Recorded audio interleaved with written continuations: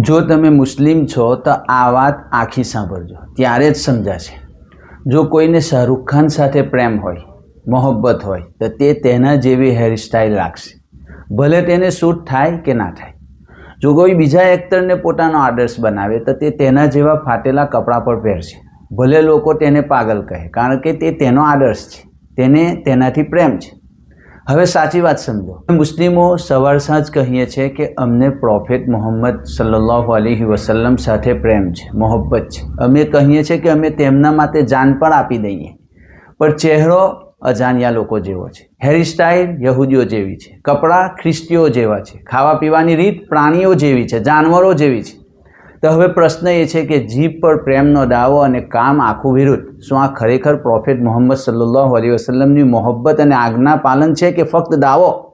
ફક્ત મોહબ્બત બોલવાથી નથી થતી, મોહબ્બત ઓળખાણથી થાય છે, અને ઓળખાણ અમલથી થાય છે।